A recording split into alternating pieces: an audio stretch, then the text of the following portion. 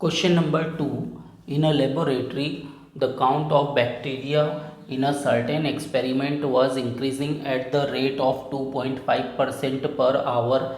Find the bacteria at the end of 2 hours if the count was initially 5,06,000. इस question में हमें ये बोला गया है कि शुरुआत में इनिशियली मतलब शुरुआत में 5,06,000 बैक्टीरिया थे। एक्सपेरिमेंट के दौरान 2.5% की रेट से बैक्टीरिया इंक्रीज हो रहे हैं हर एक घंटे में। ठीक है, पर आवर लिखा है ना, मतलब हर एक घंटे में 2.5% बैक्टीरिया इंक्रीज हो रहा है। शुरुआत में 5,06,000 बैक्टीरिया थे, 2.5 की रेट से बैक्टीरिया बढ़ रहे हैं, तो हमें number of bacteria find out करना है आफ्टर 2 आवर्स। 2 घंटे बाद कितने बैक्टीरिया होंगे ये हमें फाइंड आउट करना है। शुरुआत में कितने बैक्टीरिया थे? शुरुआत में 5,06,000 बैक्टीरिया थे, यानी कि ये प्रिंसिपल हो गया। रेट क्या है? 2.5% की रेट से बैक्टीरिया बढ़ रहे हैं, रेट हो गया 2.5% पर आवर। ठीक है, और टाइम क्या हो जाएगा? टाइम हो जाएगा 2 आवर्स का। ठीक है, हमें ए की वैल्यू फाइंड आउट करनी है, यानी कि 2 घंटे बाद कितना अमाउंट हो जाएगा, नंबर ऑफ बैक्टीरिया कितने होंगे, ये हमें फाइंड आउट करना है। तो हम इसमें फॉर्मूला लगाएंगे A is equal to P bracket में 1 + R/100 whole to the power T। Question number 2 में हमें बैक्टीरिया दिया हुआ है कि शुरुआत में बैक्टीरिया है 5,06,000। ठीक है, तो ये प्रिंसिपल हो गया।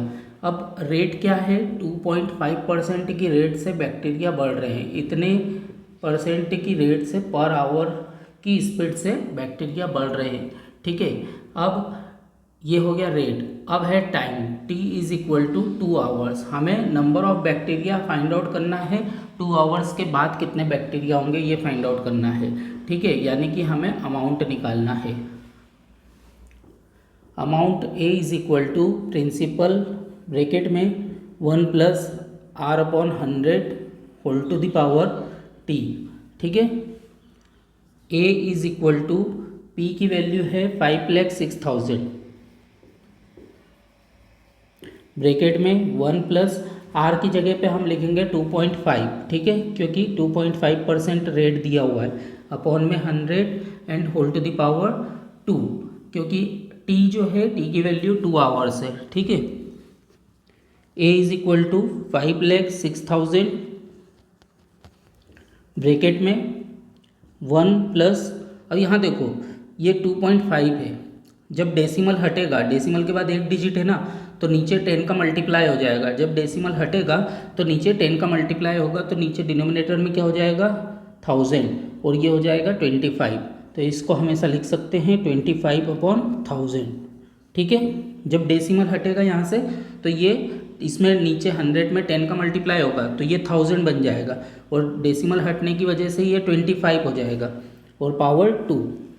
अब 25 से 1000 को कैंसिल कर देंगे, 25 × 1 = 25, और 1000 को 25 से कैंसिल करेंगे तो 40 आएगा।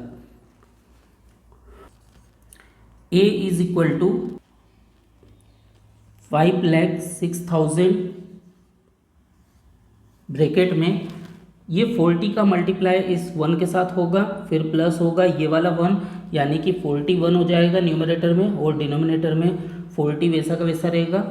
फिर पावर 2 है, इसलिए इसको 2 बार लिख देंगे। ये 00 से ये वाले 00 कैंसिल हो जाएगा, 4 से 5060 को कैंसिल करेंगे तो 1265 आएगा। इसके आगे का मैं यहाँ सॉल्व कर रहा हूँ। A is equal to 1265 multiply with 41 multiply with 41, denominator में 4। ठीक है, तो A इज इक्वल टू, जब 1265 का 41 में मल्टीप्लाई करेंगे, जो आएगा उसमें 41 का मल्टीप्लाई करेंगे, तो ये हो जाएगा 2126465, और डिनोमिनेटर में है 4। इसको 4 से डिवाइड करेंगे तो अमाउंट हो जाएगा 531616.25। अब जो बैक्टीरिया का नंबर होगा वो डेसिमल में तो हो नहीं सकता, इसलिए हम इसे राउंड ऑफ करेंगे। जब इसको राउंड ऑफ करेंगे तो ये हो जाएगा 531616, ठीक है। This is the answer.